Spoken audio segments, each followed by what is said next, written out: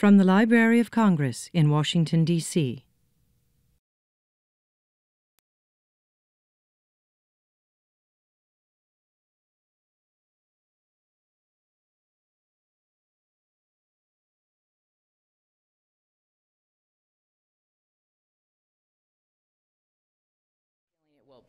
I'm Leanne Potter. I direct educational outreach here at the library, and it is really a joy to welcome you to this evening's poetry reading and conversation. And if it goes anywhere as well as our meeting with the teen board a little bit ago, we are all in for a real treat. As you know, this program features young people and poetry, which means it's going to be fun and it's going to be interesting. And so naturally, I can say this in this company, the most fun and interesting divisions in the Library of Congress are responsible for this program tonight. It's not being recorded. Nobody's going to get me mad at me. And that is the library's Young Reader Center, which is part of my division. Not only is it a very special place in the library for young people, but it is also part of a much larger educational effort to engage audiences with the library. And this evening is also brought to you by the library's Poetry and Literature Center, and my colleague Rob Casper would be here, but he's on travel in Kentucky with the current U.S. Poet Laureate. So I'm going to say a little word about that. The Poetry and Literature Center is home to the U.S. Poet Laureate, and our current Poet Laureate, Tracy K. Smith, will finish up her first term with an event, mark your calendars, on Thursday, April 19th. So literally, you may want to mark your calendars. To find out more about the Poetry and Literature Center, poetry at the library, or to watch Tracy's opening reading featuring a certain youth poet laureate who will soon grace this stage, you can visit the library's website and go to the poetry division by just hitting the /poetry. Tonight's program is also brought to us in partnership with Urban Word New York City. Tonight, we are fortunate to have Michael Cirelli, the executive director, with us. In 2008, Urban Word, in partnership with the New York City Mayor's Office and New York City Votes, the National Youth Poet Laureate program began. It aims to identify and celebrate teen poets who exhibit a commitment to artistic excellence and to civic engagement, youth leadership, and social justice. The National Youth Poet Laureate program works in collaboration with local youth literary arts organizations across the country and is championed by our nation's leading literary organizations that include the Academy of American Poets, the Poetry Society of America, Penn Center USA, Cave Can-Am, and the Library of Congress. Now to kick off our program, we have a very special guest who is fun and interesting too. She is our current national ambassador for young people's literature. How is that? Jacqueline Woodson. I get to introduce her. She is a 4-time Newbery Honor Medalist, a Coretta Scott King Book Award winner, a former Young People's Poet Laureate, and her platform as our national ambassador is Reading Equals Hope Times Change. What is your equation? She is encouraging young people to think about and think beyond the moment they are living in, the power they possess, and the impact that reading can have on showing them ways in which they can create the hope and the change they want to see in this world. Please join me in welcoming Jacqueline Woodson to the podium.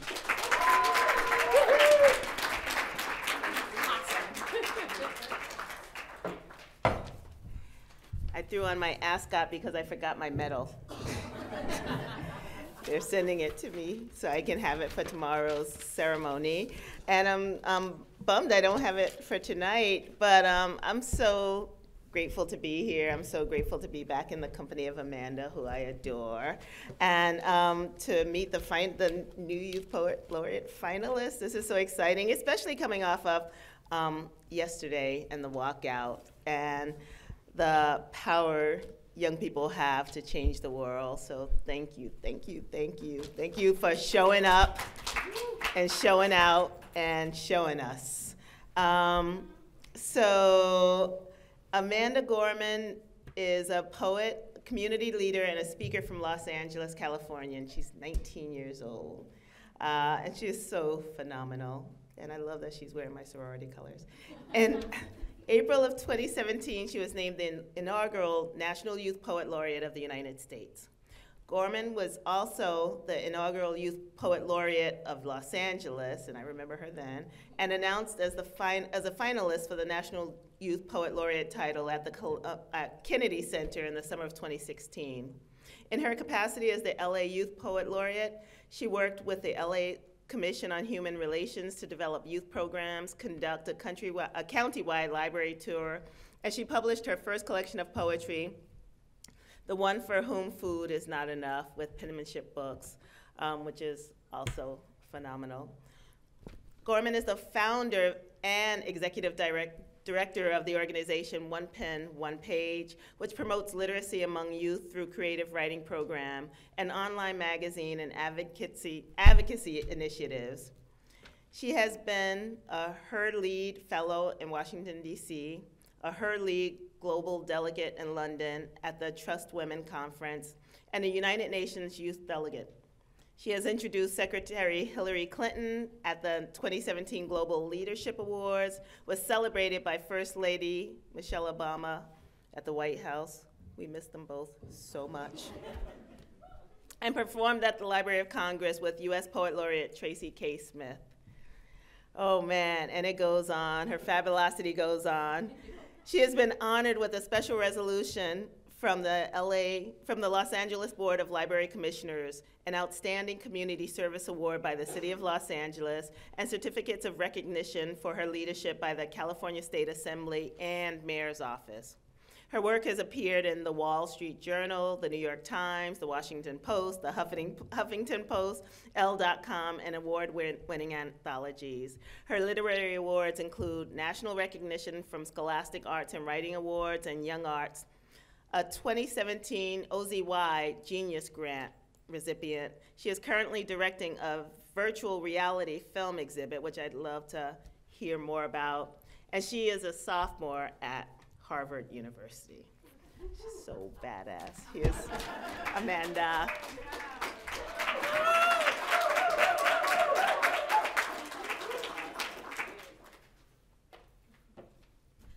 I'm sorry, y'all. I thought that was going to be 2 sentences.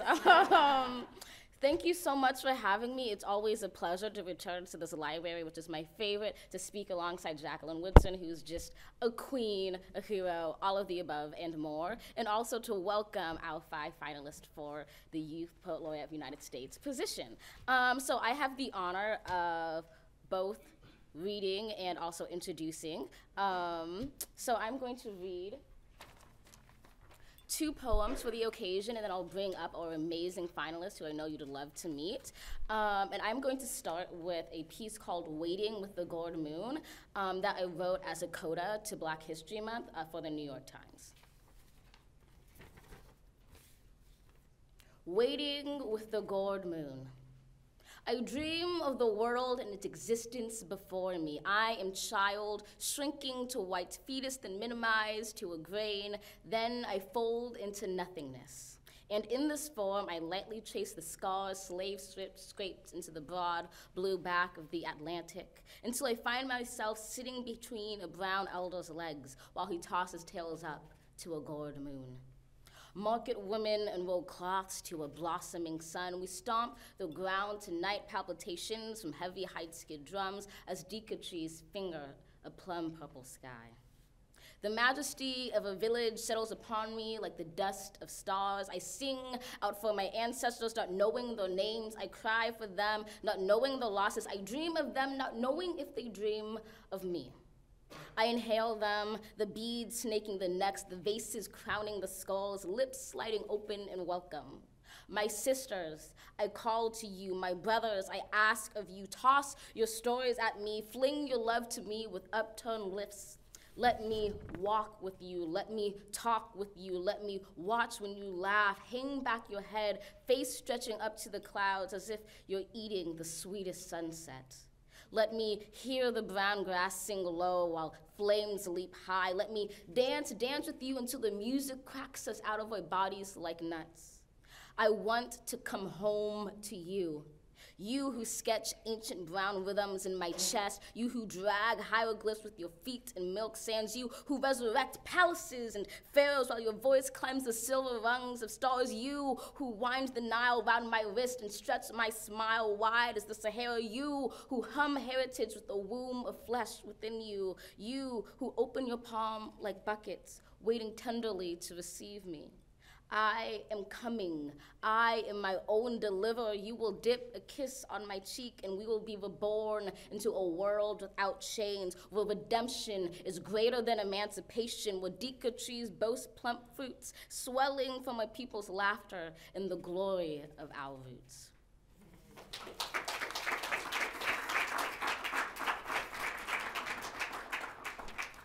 Great, and I'm going to read a poem that I semi-apologize because I know some of you have heard it before. It is the poem that I had the honor to read as an introduction to our current U.S. Poet Laureate, Tracy K. Smith, and it is called In This Place, an American Lyric.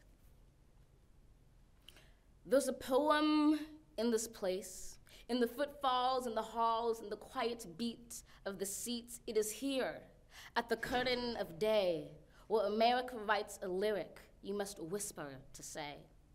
There's a poem in this place, in the heavy grace, the lined face of this noble building, collections burned and reborn twice.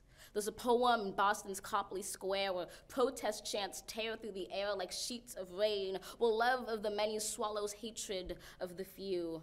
There's a poem in Charlottesville where tiki torches string a ring of flame tight around the wrist of night, where men so white they gleam blue seem like statues, where men heap that long wax burning ever higher, where heather higher blooms forever in a meadow of resistance.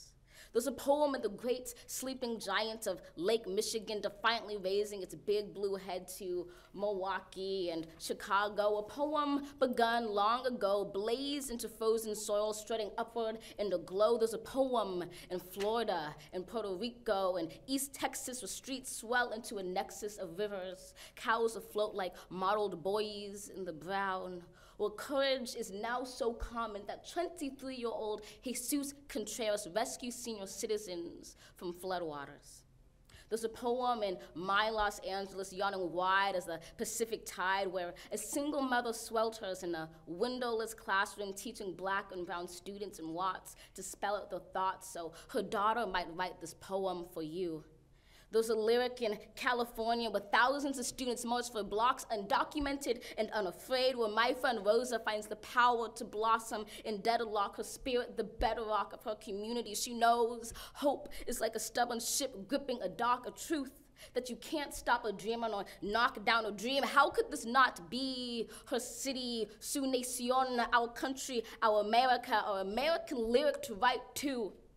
A poem by the people, the poor, the Protestants, the Muslim, the Jew, the native, the immigrant, the black, the brown, the blind, the brave, the undocumented and undeterred, the woman, the man, the non-binary, the trans, the ally, to all of the above and more. Tyrants fear the poet. Now that we know it, we can't blow it. We owe it to show it, not slow it, although it hurts to sow it when the world skirts below it. Hope, we must bestow it like a wick in the poet so it can grow lit, bringing with it new stories to rewrite. The story of a Texas city depleted but not defeated, a history written that need not be repeated, a nation composed but not yet completed. There's a poem in this place, a poem in America, a poet in every American who rewrites this nation, who tells a story worthy of being told on this minnow of an earth to breathe hope until palimpsest of time, a poet in every American who sees that a poem penned isn't a poem's end. There is a place where this poem dwells. It is here. It is now in the yellow song of dawn's bell, where we write an American lyric we are just beginning to tell.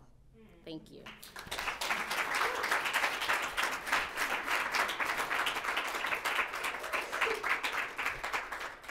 Now I have the pleasure of introducing our finalists.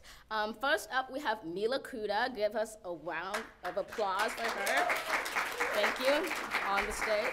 Mila Claire is the Los Angeles Youth Poet Laureate and national finalist representing the Western region. Her work has been featured in NPR, PBS, Huffington Post, and BuzzFeed. Her social impact spans numerous organizations, including Young People Creating Change, CA Arts and Equality Summit, The Bigger Picture Project, Rise Up, Cheers for Queers, Poets for Progress, and Get Lit, among others. Next, we have Patricia Frazier, who's joining us on the stage. She is the Chicago Youth Poet Laureate, yes, round of applause, and national finalist representing the Midwestern region. She is a member of Asada's Daughters, Young Chicago Authors, and Chicago Beyond. Her awards include Congressional Black Caucus Fund Scholar, Davis Petter Scholar, Young Arts National Spoken Word Merit Winner, and Walgreens Expressions Winner, among many others. Next, we have Kamini Kalamandalam, who is the Houston Youth Poet Laureate and national finalist representing the Southwest region. Her work has appeared in the Houston Chronicle and the Houston School District Press, and her awards and appearances include the Young Leaders Institute, National Honor Society Teach for America's Diversity Gala, Houston Poetry Festival, and the National Book Festival, among, of course, many others as well. Next, we have William Laurier, who is the New York City Youth Poet Laureate and national finalist representing the Northeast region. He is the vice president of Stuyvesant Black Students League, the speech and debate team's lab leader, editor of Kids Spirit magazine, a Federal Hall Fellow, a Seeds of Peace Fellow, and a Champion Briefs Institute Fellow, among, as we have gotten used to, many other honors. Last but not least, we also have Cassidy Martin, who is the Nashville Youth Poet Laureate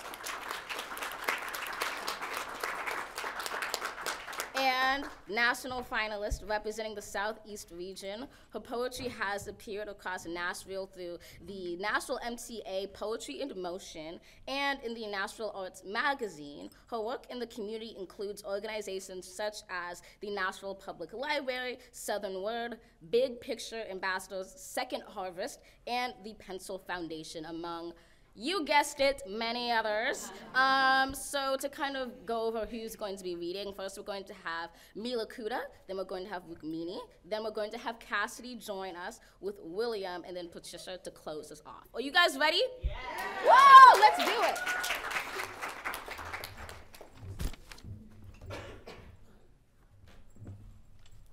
Hello. Hello. First, I want to thank the Library of Congress and thank Urban Word as well as Amanda for that fabulous introduction. I'm going to do two poems. I'm going to start with a sonnet, and then I'm going to go into another poem. So the sonnet is a sonnet for a moth. Your wings, honey dipped between shoulder blades, unscrewed, left open on marble counters, crystallized as a capsule of toothpaste. A motel memoir for an out-of-towner in my own backyard, flying towards a light dim as dusk, wherever warmth radiates. You, always, mistake lampposts for sunshine or an aftertaste to eradicate the smoke in your mouth, the Shirley Temple tongue's tangled stems, no spider bites my neck. There's such a saccharine sprite playing gentle, the cherry drowns. You do not care to check. Dare unthread me, head first into the flame. I see a moth wink and think of your name. So that's my sonnet, my one and only sonnet. And now this is my next poem, and I wrote this for Cupsy, which is happening in April. It's a poetry slam. I'm very excited for it. Hey, I'm gay, and not up for debate. I'm gay, lesbian, Libra, lascivious. I'm gay as a wool flannel on a summer day. I'm so gay. In 3rd grade, my best friend and I would sneak kisses peck for peck at the playground's corner. Our parents called it confusion, experimentation, like my desire could be dissected, cut down to cuticle. I'm gay like I swallowed my sexuality till sophomore year. Found it again, staring into Amy's eyes at lunchtime, earbuds draped around her neck, the cranberries echoing in her collarbones. I'm gay like I write poetry.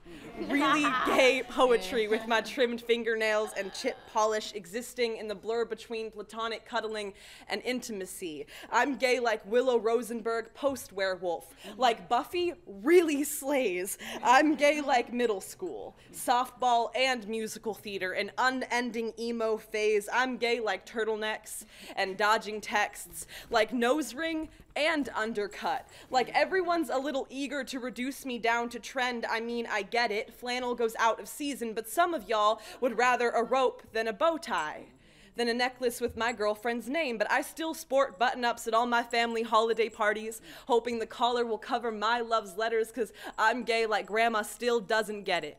No matter how many times she asks about the boys and I don't give her a straight answer, she says, the reason I haven't met someone yet is because I go to a women's college. And the love almost leaps from my lips. I'm gay like almost, like lips. Like the closet is cracked open, but some days I have to lock myself in, put my best femme forward at the job interview, the megabus terminal, my grandpa's funeral. I'm gay. Like every time I call myself gay, the men in my life take it upon themselves to amend, say, well, what about Ben? What was that then? I'm gay like my only straight friend just came out. Said she would have known sooner if not for the folks always photoshopping her wedding pictures. I'm gay like my girlfriend boiled me a bath when the hot water stopped working, made warmth out of winter. We love so hard sometimes. I forget holding hands is a risk. I forget each intersection kiss is a death wish, but I'm gay like privilege. Search party and headline. Like not everyone is made into martyr. Like not every casket comes with a feature film full of rainbow flags, but the casualties keep coming. And we prefer to live loving. We prefer to love living. And I'm gay like still here, singing the mountain goats, glitter-faced on the subway, turning dismal to dazzle, death into trend, love to the end. Thank you.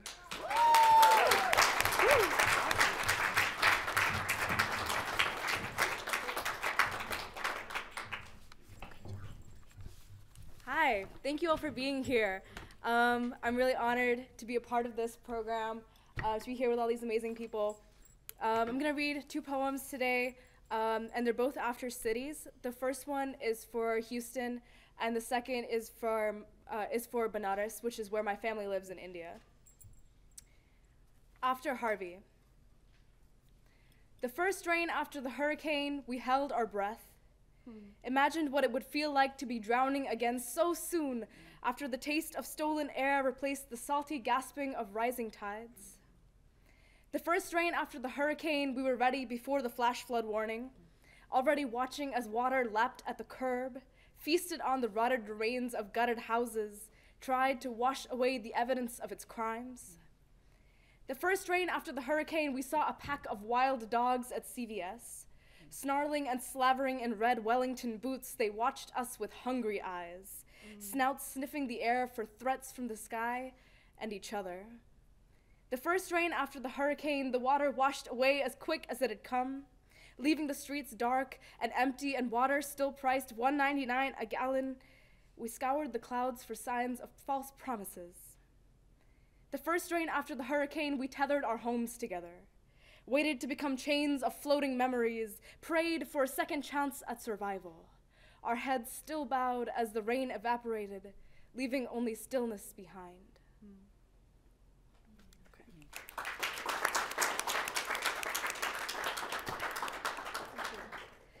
My second piece is about my hometown in India, and it's the holiest city because it has the intersection of two holy rivers. But there's also a place where, as Hindus, we cremate our dead, and so there's a place along the river where you just see fire lining the banks, and this is a poem about that scene. The city is burning, or maybe it's just the stars the river caught between her banks, I can't tell. The haze is a curtain covering the open kitchen window when the smoke alarm screams, "Mama, aag lagi hai mama." If a holy city burns and he lights a cigarette from the ashes, will he be spared? The temple spills soot like a blackened mouth, like teeth falling out of the old man's head when he spits, splat. Tobacco turns the sands of the riverbank to liquid rust. The city of lights is burning and the corpses queuing for cremation delight in the warmth. The city of lights is burning and the reflection in God's glasses looks like sacrifice, salvation. Did you know that anyone who dies in Benares is saved? Did you know that this time the line at the gates of heaven is so long it trails back to earth? Bodies stacked like firewood waiting to be collected. Only the dead poor tied down with bricks at the bottom of the river can breathe through the smoke and close press of people. The river is cool to the touch and they long for heat. Bloated fingers strain towards the surface like smog blue algae, a forest of waves.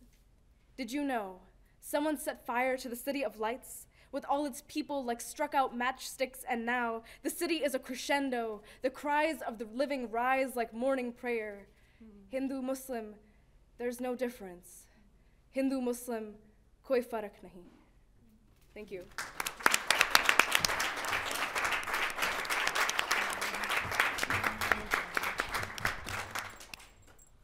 Hi guys. So this first piece is for a culture that I had to look up and relearn in order to remember it. So I was named after Butch Cassidy and the Sundance Kid. I was basically born into the backyard of a Mennonite farm where we would wash each other's feet at the end of the day, and then we would eat watermelon smiles down to the rind. We would spit the seeds in the grass so the chickens could eat them later. And every morning we had to check the hen house, but not me, because I would be over there screaming when mothers would expand their wings in warning, like Mennonite mothers who would pinch children when they run with eggs, the ones you had to collect in the morning and eat before the sun woke up.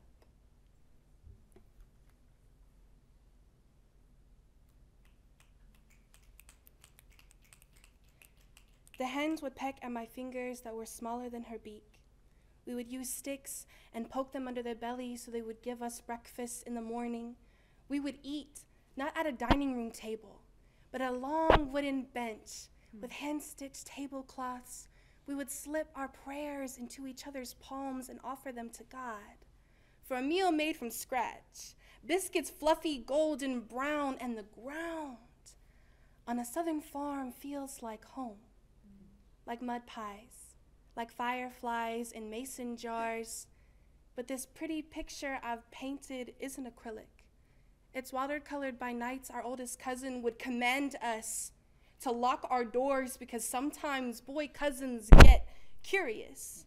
Sometimes boy cousins would fall under the same spell that Mennonite men were tainted with. They think that it's okay to touch a 6-year-old with brown hair and tangled limbs. And my oldest cousin would always tuck the halo of my baby hairs back into my bonnet, which was really a prayer cap that we wear at all times because we believe that we should always be ready to pray. I grew up in a home where men like my father only had up to an 8th grade education, but my mother told me that he was the smartest man she had ever married. And the black cowboy hat in the back of her closet that she used to keep, I would fit if I had it now. But now, I am the product of public school and poverty. I am the product of homegrown tomatoes and Taki powdered fingers. I am the product of yes ma'am and no ma'am to yeah, huh, what, weaving its way into my vocabulary. And no matter where I come from and no matter where I was raised, I will always remember Southern fresh soil or Southern slick city streets. It don't matter because I was raised by the South.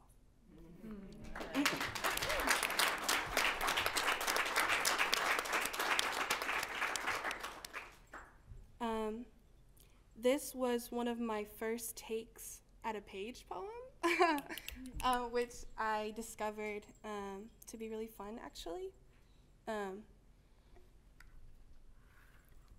Bystanders are streetlights that watch headlights kiss, crashing lips as life stops. They are the closets that hold tangled purple and blue limbs, breath that rips from lungs, and salty cheeks that caress paint. They are the toilets that carry dry heaves, like the lock hugs the refrigerator and the cabinets. They are the drawer that cradles the belt. They are the eyelids that never shut. They are the journals that hold poems of everything and never ever tell. They are window sills that don't breathe. They are doors that don't eat. They are jeans that lay against red lines and never dye their color. Never dip into the irises of haunted eyes. Too scared the poltergeist might follow them home, might crack open their jaw if their lips come loose. Bystanders will forever hold their peace as fist Mary's face. They're the divorce that doesn't speak, disguises itself as dream. They think they are not real. They think that this is not real. They think that if they pretend it is only memory, it will become nightmare. Bystanders are deaf. They are mute. They are streetlights that never, ever blink.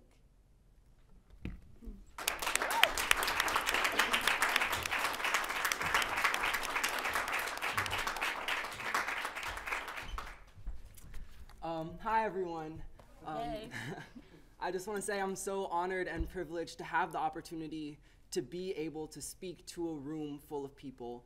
And I think especially now in the time that we live in, providing this platform for young people is more important than ever. So thank you for being here.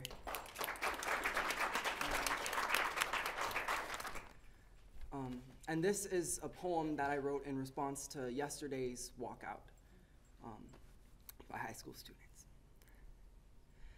Yesterday, 1 month after the deadliest high school shooting in American history, students across the country marched for stricter gun laws.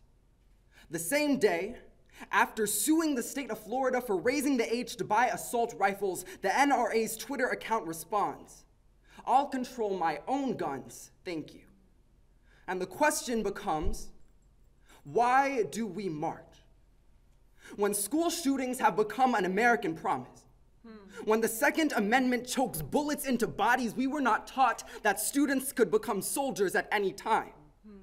A well-regulated militia being necessary to the security of a free state, the right of the people to keep and bear arms shall not be infringed. We march because those words are worth more than our lives. Because those who defend them do not know our names, how our mamas know to hold us close when pistols rejoice in the night, like martyrdom is the best some of us can expect in life. We march because I no longer feel safe in school. Because the other day we had a lockdown drill, and as my back was pressed against the wall away from the window, I was waiting for shots to ring out. Blunt like the promise of freedom, the way politicians take NRA money and give us back bodies. We were not taught the sound of gunshots. We have never been asked to write a eulogy. We march because as I write this poem, I want to be worrying about tests and homework and acne and grades, and it's frustrating that this poem sounds like an ode to assault rifles, that my grandmother prayed I would survive in case of a school shooting, that an Austin sixth grader wrote his will in case of a school shooting, that in case of a school shooting has become a justification, but not justification enough for stricter gun laws, because someone in America says they love their guns, and my body becomes a canvas, becomes a false prophecy. And I flash back to police siren, to red, white, blue, and I say in my head over and over again, hands up, don't shoot. Hands up, don't shoot. We march because I learned long before high school to fear bullets, before Columbine, before Sandy Hook, before Stoneman Douglas. We march because today I did not die. Today I was not shot, not crucified, not martyred, not made poster or hashtag not afraid. Didn't crouch down on my classroom floor. Today I didn't have to run or hide or mourn a friend. We march because today I knew that one of those things could happen at any time. They've happened before. We are not marching to take your guns. We are marching for our lives. So watch us, because there is power in our footsteps, and the streets will ring with it long after we are gone.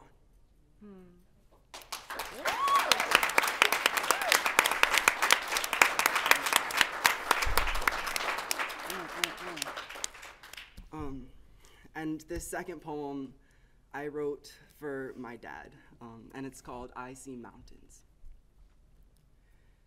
I watch as the white woman won't sit next to my dad in the subway, won't be seen in the space a black man has left behind, won't be possessed by the ghosts he carries with him. She scans the car for another seat, one with fewer nooses attached, looking everywhere but at him, everywhere but at the empty seat next to him that beckons with open arms, ignoring it as if it were white privilege, as if it were unclean, as if there was ever a time in our history when a black man could sit while a white woman stood.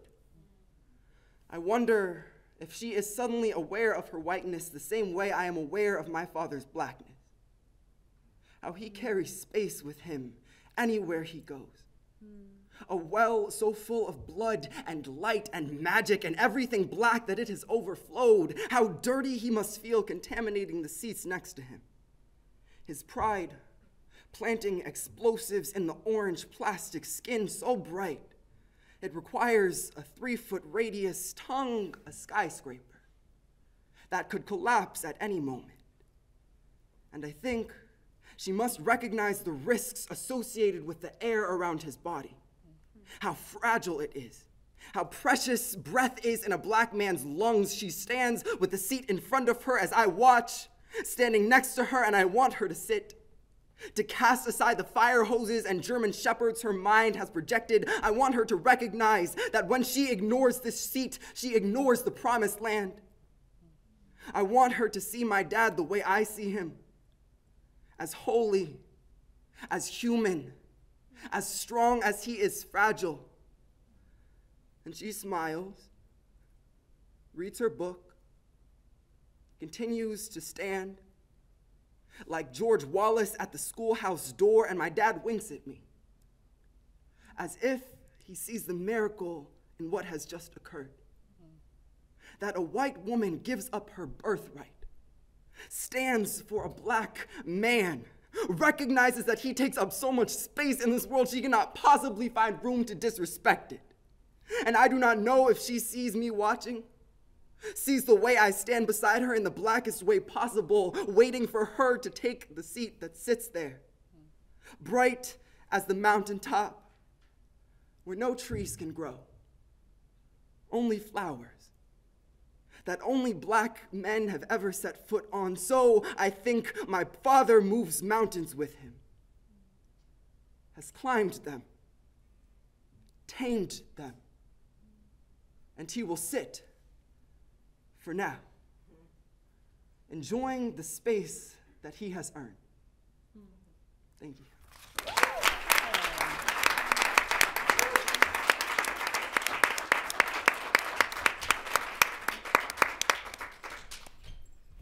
How y'all doing?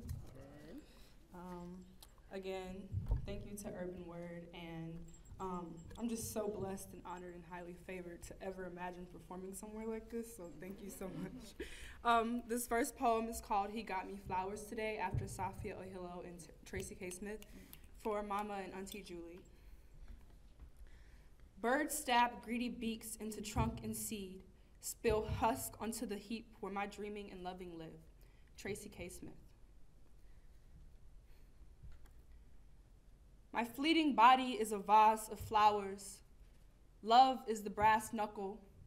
He tells me he loves me. He is sorry. He is dirty water.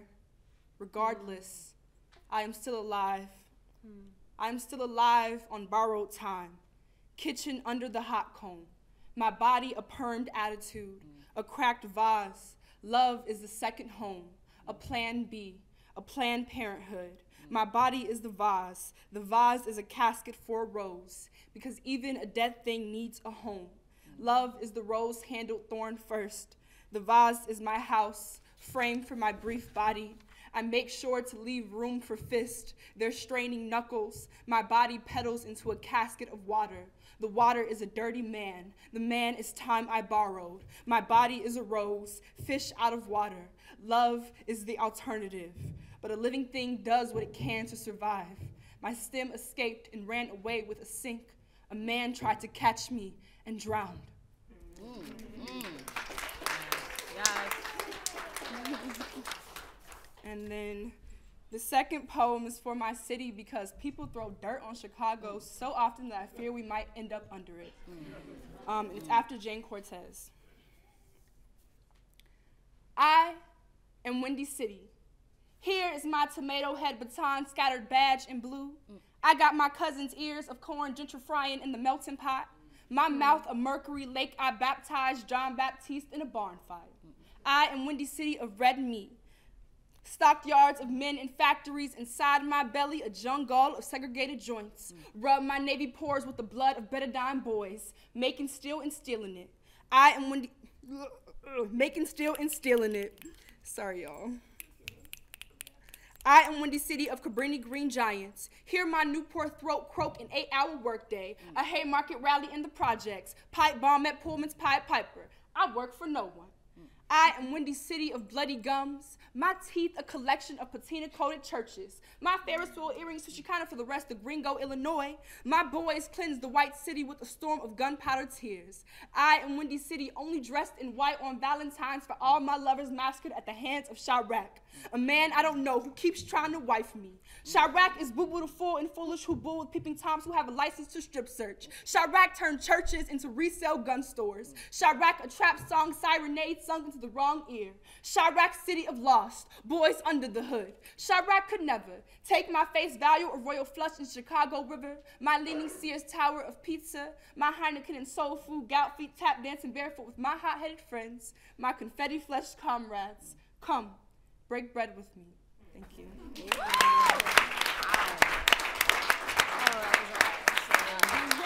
I can't even speak anymore.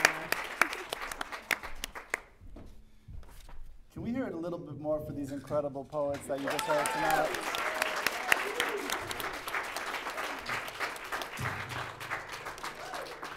I don't know how they're going to do it, but the judges are judging right now. The winner will be announced on April 28th, but we're just keeping this group of young people together for the next year because they're just equally as talented and powerful. So we're going to get into a conversation. Before we get into the conversation, I just want to thank the folks that helped put this together. Of course, please give it up for Anya, the Library of Congress, Rob Pastor, Leanne and Sasha, who have been here to help us out. And of course, Jackie Woodson has always been generous, never said no when we've asked her to come and stand up for these young people. So it's an honor to have Jackie again. Brooklyn in the house, of course. And we have a staff member at Urban Word here with us who wears so many hats. I don't even know what her title is, but she coordinates this program. She coordinates these young people, and she holds up about 41 cities in this national network. So give it up for Shannon Mateski right over here.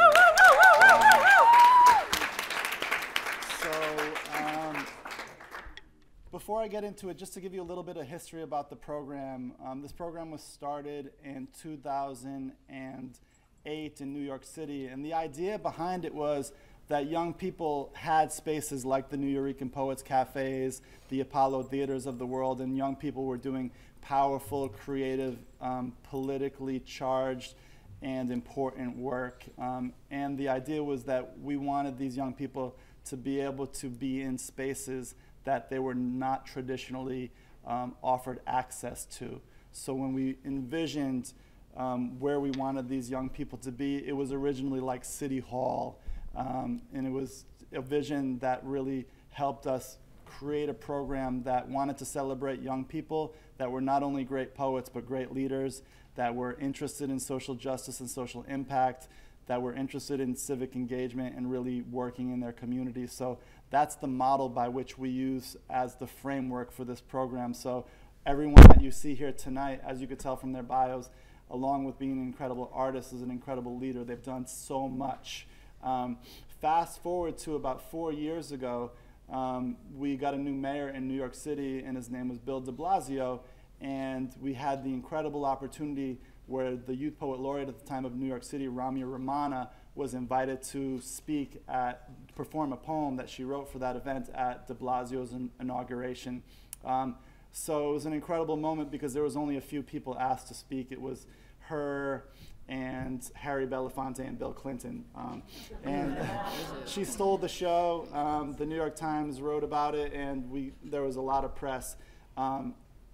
After that, a lot of our partner organizations were in a network of probably 60+ organizations that do this work in their communities, and they wanted to know how they could replicate that. We actually have folks from DC Words, Beats, and Life here tonight that host the DC Youth Poet Laureate program.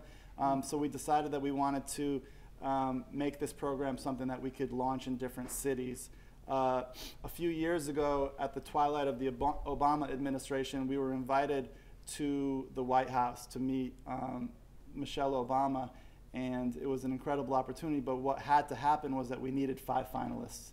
We needed to kind of get this local program that had city youth poet laureates across the country to something where we were going to sort of matriculate it up to a national youth poet laureate. So we quickly hustled together all of our efforts. We named our inaugural group of 5 finalists and got to go to the White House, and the rest is history. This past April, Amanda was awarded the title of the first National Youth Poet Laureate, and now we have our first set of new finalists for the second Youth Poet Laureate. So it's just an incredible journey that gives you a little backdrop of the program. I want to get into the conversation. I want to start, I'll have a question for everybody and then prepare your questions because I want to open it up to the audience. So I want to start with Patricia, since the mic is still hot from your flames. The question that I have is really about Chicago. I love your poem about the Windy City. And right now, Chicago, it's been for a while, but the art that's coming out of Chicago, the poetry, the music, the theater, it's in my opinion, probably one of the most culturally, artistically vibrant cities, even politically active cities that we have. It's really a touchstone for, what we should be doing in terms of art and politics. And I just want to know how that city and that scene inspires you in your work. Do you feel supported by it, or are you sort of rogue doing this incredible art on your own? So tell us a little bit more about that. Definitely more supported than rogue. I think that growing up in Chicago has kind of been bittersweet because for so long growing up, I had to watch people on the TV screen tell me about the neighborhood that I lived in and the neighborhoods that my friends lived in. And I think a long time we spent asking politicians and our mayor to do the work of repairing the image of the city. But after a while, we just kind of realized that this is a people's resistance. This isn't going to work without the people. So a lot of our work and a lot of my work is kind of based upon disproving narratives that are said about us and not exactly counteracting them, because the thing about stereotypes is they are true, right? Some of these things are true. Chicago does have a violence problem. Chicago does have a gun violence problem, but also Chicago is so many other things. So I think I'm just constantly inspired by the people that I'm so lucky to work with, especially more in the political campaigning of things. I work with this group called Assata's Daughters, and where Assata's Daughters is different from other organizations is normally in organizations that politically organize, they take what I like to call pretty diversity. Black people that look good on a poster board, black people that look good on a podium. And Assata's takes kids out of the neighborhood, which is Washington Park, and teaches them how to organize and teaches them how to speak up for themselves, because sometimes the person who needs to be speaking doesn't always look like one of us. Sometimes it looks like my uncle who has a felony and who listens to Gucci Mane and who does all these different things, right? Those stories matter too. So that's what I try to do. I try to write about those people because they're more important than the narrative that is being shown of Chicago. Awesome. There's a lot of great mentors there. Excellent. So I'm going to pass it over to Cassidy. Just learning about your background, which you shared a little bit about, and even talking with you and getting to know you a little bit. I'm always interested in, because it's something that we don't see as much with young poets, is the interplay between faith and poetry, or how faith informs your poetry, or how poetry informs your faith. You can take it however you want, but I'd love for you to elaborate a little bit around just the ideas of faith and poetry. For some people, poetry is their faith, and for you, you have multiple manifestations of how you kind of practice your poetry and how that intersects with your story, your backstory. So you want to shine a little more light on that for us? Sure, I'm always happy to talk about God. You already know. So, when you love, this is from personal, I know we're in a government place, I don't care, but from personal, when you love God, you see him in everything you do. And but my take on poetry and God, the way they interweave, doesn't just come from me saying, oh, I love God, then I love poetry. I kind of feel like poetry has the spirit of him. It's welcoming, it's loving, it's expression, it's caring for. Like my mentors, I will say they're God-sent because they take care of me. They feed me, they clothe me, they take me to birthday parties and weddings and stuff. So it's like everything that's come out of poetry have been opportunities, have been family, and I feel like that is the channel that God put me through to be able to speak through poetry, and by doing that, I feel like I speak for him. I speak for not just my God, but a greater purpose, which is something that everyone can relate to, whether they are religious or not. So I feel like every one of us up here, whether we have the same religion or not, we have a message, and poetry is how we get that message across. And I'm thankful for God for everything, but the opportunities that he's given me through poetry have just been the apex of my entire life. And to be honest, a lot of teachers say, I will say one thing, a lot of teachers say that if they can reach one student per year, then their job is, they've reached their goal, that's their job. Well, for me, it was one person, it was poetry, it was, I was Youth Poet Laureate and I was a finalist, but I didn't get the title. That was the first year we had ever done it. I got it the second year, but the first year I was just a finalist. I didn't get it, I was very upset. I wanted to quit because I didn't have a drive. I was like, well, I guess I'm just not good or whatever, I don't know. But at the end of the day, there was this one girl who came up to me and she said, and the poem was about abuse, very extensive abuse. And she came up to me and she said, thank you so much for saying what I've always wanted to say. Mm-hmm. And I just can't, me personally, I just can't explain anything like that other than God. Like, I just can't. Like, there's no way that wasn't something that he put in my life to tell me to keep going. So, I mean, he's the reason why I do it, and that is the reason why I love him. It's a trade-off relationship. Thank you for sharing that. It's great to hear. So I'm going to go to William now. So William, you were so adamant about reading these two poems, and I really appreciate the sense of urgency, and me, being from New York, I've gotten to hear you a bunch, and just you always have a sense, a poetics of urgency, I like to call it, around your work. It seems like everything you write is like fresh off the press, which is very hard to do, and you do it so sincerely and powerfully. So I want you to talk a little bit about your process and how you manage to keep up with, a very busy school schedule, because I know you're all overachievers, and being able to crank out these poems that literally were about stuff that happened yesterday. Yeah, sure. So let me first talk about these two poems specifically and my process writing them and performing them in front of you today. So when I first put together a portfolio of perspective poems that I wanted to read here, I think all of them got rejected. So two poems that I hadn't really wanted to read were the ones that were selected, and I emailed Michael and I said, these are not the poems that I feel it is important to say.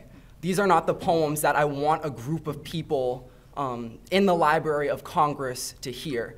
And I think part of that was that I talk a lot about political things, I talk a lot about race, and I think Michael was talking earlier about how it's so important to have youth, people who are traditionally excluded from the national narrative in this type of setting.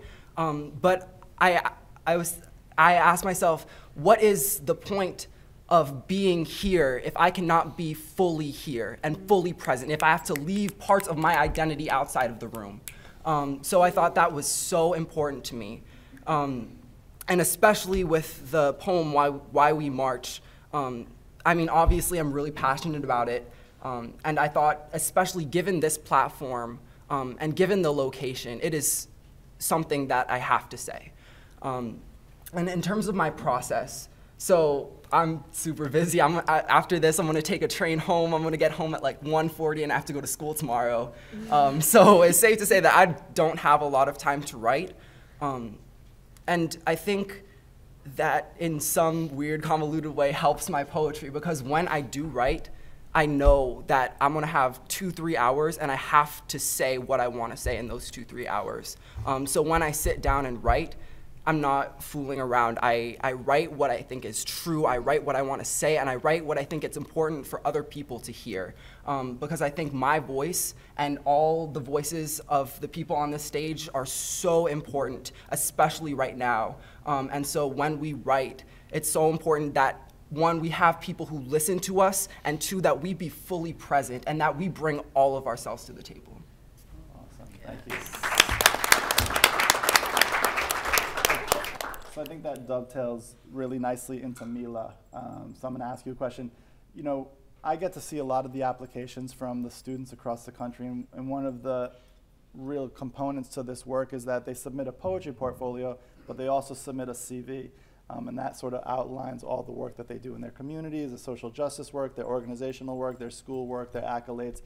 And it seemed, what's really amazing to me is Los Angeles, of all places, which is so huge and spread out, and everything is a chore to get anywhere in Los Angeles, because I spend a lot of time on the West Coast and LA myself.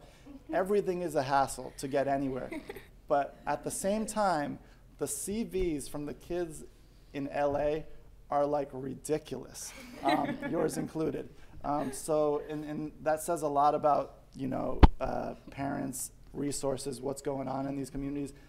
Kids have to go to places to do things in LA. You have to make a real effort. And I wanna know sort of the intersection between, you know, the efforts that you've made in your life to do things and be a part of all of these incredible groups that you're a part of, and you know, connecting it with your work. Does one drive the other? You know, explain that synergy between yourself as a poet and yourself as a person that's just really involved in a lot of stuff in the community. For one thing, I think that Los Angeles public transit does all right. Maybe not the best, I'll give it that. But it does do all right. And I think also I had some really, really great friends in high school, because I'm currently living right outside of Boston. I go to Wellesley College. But when I was in Los Angeles, I did have some wonderful friends, and like the one person in the friend group who did have a car and did drive was also really passionate about poetry, and so certain missions that we both really cared about, we'd go together.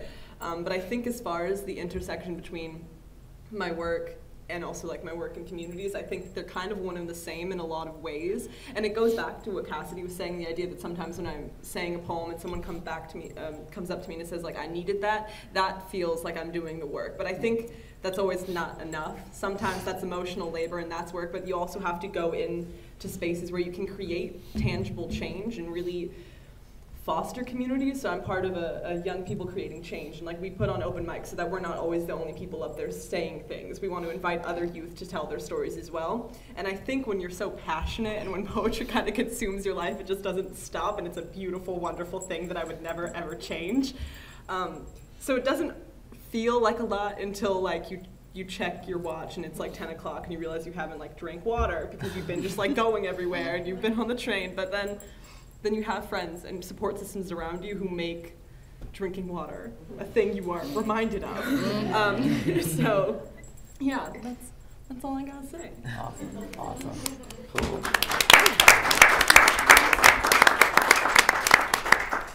Awesome, and I'll ask a more poetry-related question for Rukmini. What I really love about your work is that whether it's a poem about Houston or a poem about a city in India, it sounds like it could be the same place. You know, and that's a real skill as a poet and an artist to be able to have such a definitive voice that anything you're talking about feels like it's coming from the one singular voice of the poet. So I wanted you to explain a little bit how you managed to do that incredible feat of talking about family, background, Houston, Texas, being an activist and speaking up around some of the repercussions of what happened post-Harvey, and how you meld that into a singular poetic voice that has that consistency that I love about your work. Sure. I think one thing that really informs it is that I am that singular being, right? There's so many things that are incorporated in my life because we've moved a lot. So I was born in the UK. I grew up for 6 years in Scotland, and then we moved to the United States. And there's always been this sense of like, my parents always tried to instill in me the sense that I'm a global citizen, and that it's my responsibility to not only speak out for the places that I'm from and the places that I'm living in, but also all the places that I'm connected to. So I think that I've been trying to explain myself for a very long time, and that's where the voice comes from. I think is this idea that I am a whole bunch of different things, but primarily people see me as Indian American, and the idea that I've often been the only Indian American, the only Asian American. So you're always trying to speak up for that voice, but at the same time, you're a diverse person. You have varied interests, and you encompass a lot of different things. And so for me, it's the idea that my identity as a global citizen, as a person of many cultures, informs my beliefs on a lot of different issues. So I try to bring that part of me to everything that I said on the page. Awesome, thank you.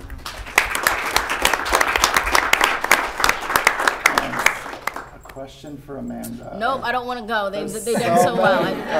There's so many I can ask. I feel like a voyeur of just this incredible ride that Amanda's gone on since she was named the finalist at the Kennedy Center, to going to the White House, to being named the Youth Poet Laureate of the US. I watched her rap on Hot 97. I saw her on a billboard in Times Square making her first presidential address, 20 years plus before she'll be the president. And I've seen her on so many pieces of press that we can't even keep up as a small organization with like 3 or 4 staff members. So tell us a little bit about the journey, but also tell us what are some of the highlights? You don't have to name just one because I know that'll probably be hard, but what were some of your favorite moments this past year as being the first ever National Youth Poet Laureate? I'm sorry, there's so many emotions going on right now. One feeling of like inadequacy because we have geniuses on the panel. I'm like, let me say something as intellectually like powerful.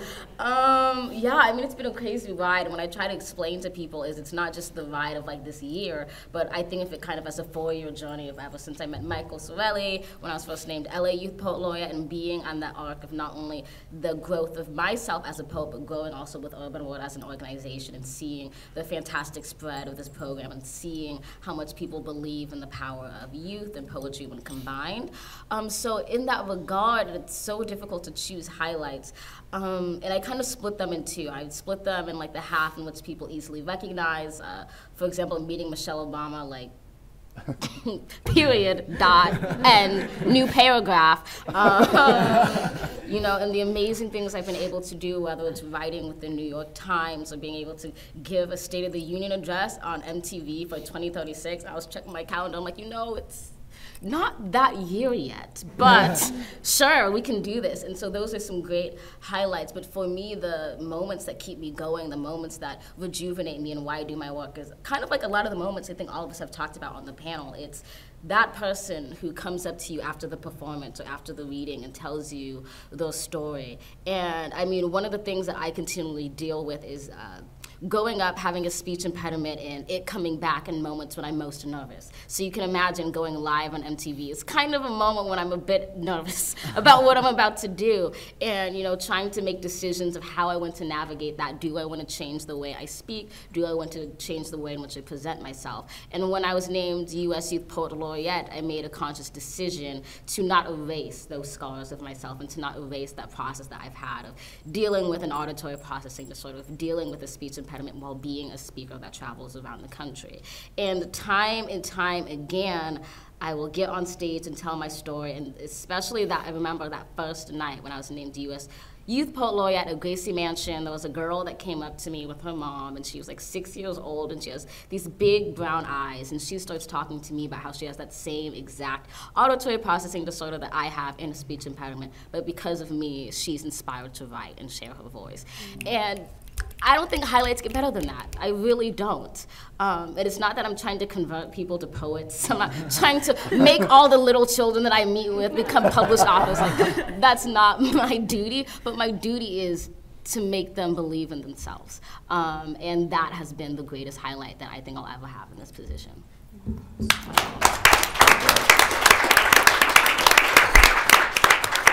I think we want to open up some questions if you all have any questions.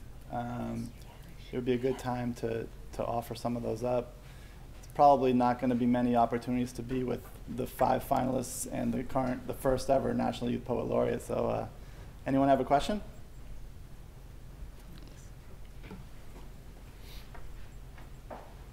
Thank you. Out of curiosity for the 5 finalists, what do you imagine having access to this platform allowing you to do in terms of, as you all said, having your voices heard in spaces where young people's voices and lives and opinions are not necessarily always valued or centered? I wonder how you imagine this responsibility and this opportunity allowing you to be a representative for young people in general, your cities, and the nation.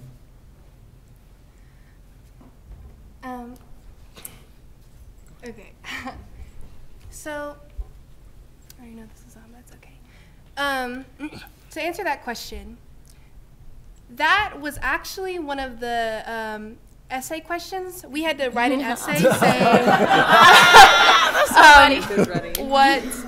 we had to write an essay saying, like, what do we want as a Youth Poet Laureate? What do you want? Basically, what you said. That's the question we were asked. He's the judge, so he'll be reading those essays. Oh, good. You read mine. I'm about to summarize it for you right now. Okay. So everybody get in on this because there's one of the judges. Go ahead. I'm not scared. Okay. Look, this is what I say.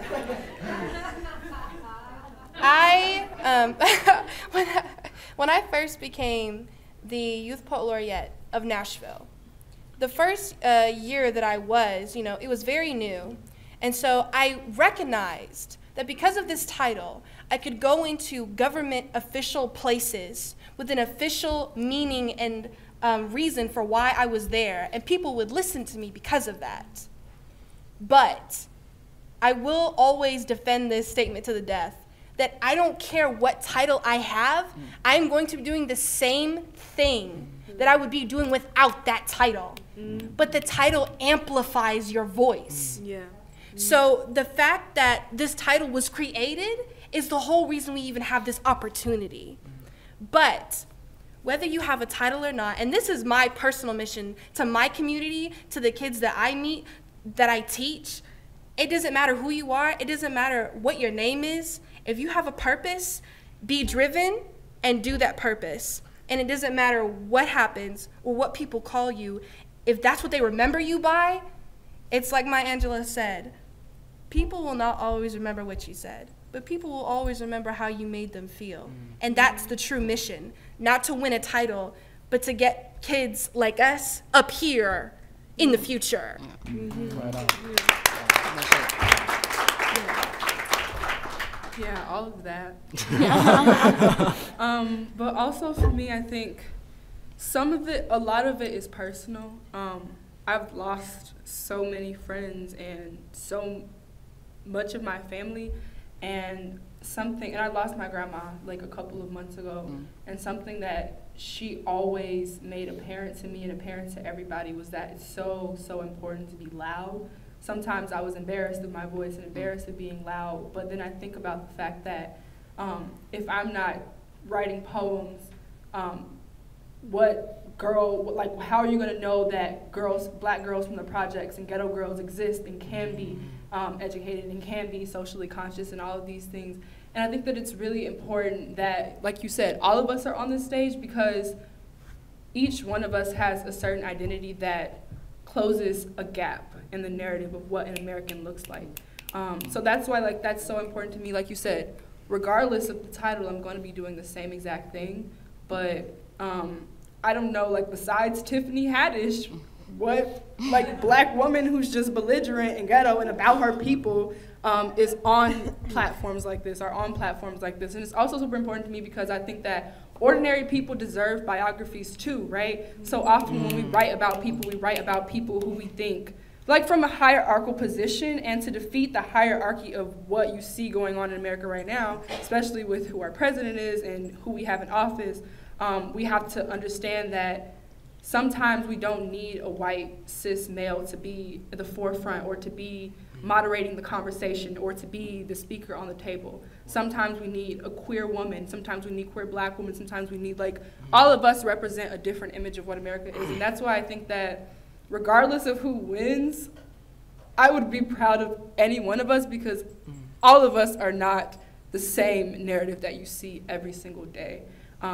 And like I said, for me, I just want to amplify the voices of the people that I've lost and tell their stories. That's why so many of my poems are not just specifically about politics, but the politics of a people, the politics of my mom, the politics of my Auntie Julie, and the politics of these ordinary people who people aren't going to remember their names, but they're going to remember their stories.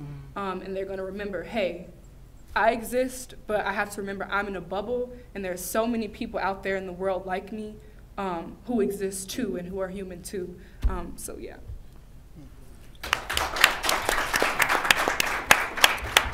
Yeah, definitely. I feel that because as an Asian American slam poet, I don't see a lot of Asian American slam poets, you know? We're taught in our communities that the best way to go unnoticed and to get ahead is to be silent and to let people do what they want and then do your thing in the background. And I'm so tired of that narrative defining our community, you know, and defining who we are and how we move up in life. It's like so many of our, you know, images that we hold up as successful end up turning their backs on Asian American people who don't follow in that line, who don't want to become doctors, who don't want to become lawyers or engineers, who want to be, you know, activists and who want to stand in solidarity with other people of color and other marginalized movements. And that is what is important to me as, you know, part of this platform is that, you know, the title of Youth Poet Laureate of a city or a region or, you know, a country brings poetry to the mainstream in some sense. You know, it brings people who are attracted by success to listen and to listen to what we have to say as people who are, you know, often dismissed as alternative. And so for me, a large part of this is inspiring other girls who, you know, Asian American girls who didn't feel like their voices were big enough to be successes in their families and their communities to follow their dreams.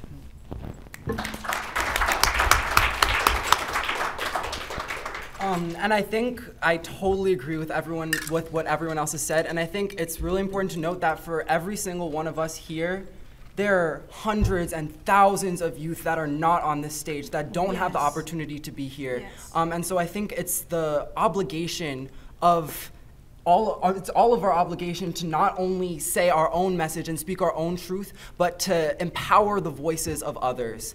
And so I think that a lot of what the Youth Poet Laureate does is public, is in front of other people, but so much of that is behind the scenes, is working with those organizations, is helping the youth in their communities who don't have the kind of platform that they have.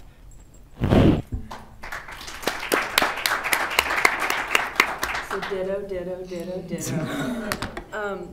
I also think that I talk a lot about how I feel like maybe this could be an LA thing, that a lot of the activism you see sometimes is very performative, in that people will go up on a stage and do a slam poem, and this could be my own slam team sometimes. They'll like do a poem about like women empowerment, and then after practice will say something to me that I will not stop thinking about for 2 weeks. And it'll just be like they do it for the scores, but they don't really do it in their communities. They don't communicate with the people around them. And so my mission is to create poetry spaces that are both accessible and also held accountable, in that I want to see more people, like we were talking about, we all represent a different narrative, but there are so many more narratives still, and I want to invite those narratives to the stage to speak as well. And then I think in terms of creating like tangible change, it's like when you're given a platform like that, like share a GoFundMe page, like get conversations circulating so that we can start a grander discussion than just my voice.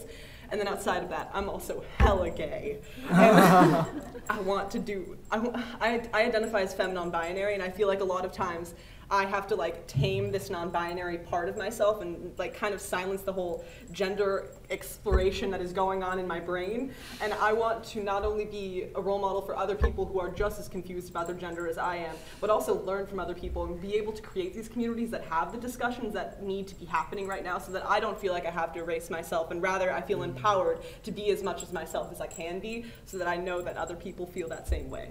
So yeah. Also, like one more thing, I promise, like one more thing.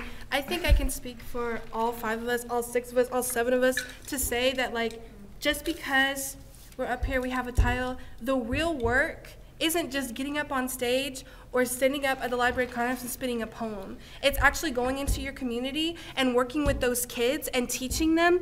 The work that is combined just from 5 of us up here is years worth of blood, sweat, and tears from teenagers, from college students who actually go in the community and do things besides get up on stage and write poems. We help kids write their own poems, and that is what's important, and that is the mission. Thank you for that question. If you want to support a local organization, Mazi founded an organization called Words, Beats, and Life that does this work. So please support your local communities. Just a little shout out for Words, Beats, and Life. I think we have time for one more question, right? So who wants it? I don't have a question, but I would like to make a comment. I'm loving you, the new generation. You guys, the issue is going out here and you're making a difference. You're not just encouraging the young, you're encouraging the older. Get out the box, you're thinking out the box. The lives are different, and I'm willing to keep doing it. It's encouraging, and don't just set in the box. Do what you're doing. Blow it up. I love it.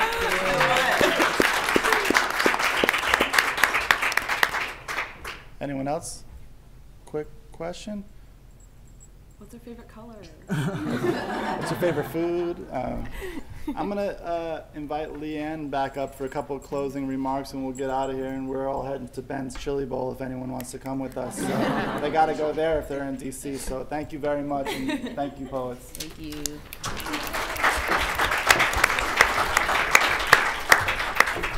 You didn't know it, but they were writing poetry while they were presenting to us, and I was writing it down. So you're going to have to humor me here, okay? This is a poem that I have created, inspired by your words, so be kind to me. I don't do this every day. I am disproving narratives that aren't true. I am happy to talk about God. I speak for a greater purpose. I am passionate. I am a global citizen. I speak for places I'm connected to. I have to say what I want to say, what I need to say. We have a message. We bring all of ourselves to the table. We are fully present. We foster community. We empower the voices of others. You are showing up, showing out, and showing us. Thank you. And thank you all for being here. They're fabulous.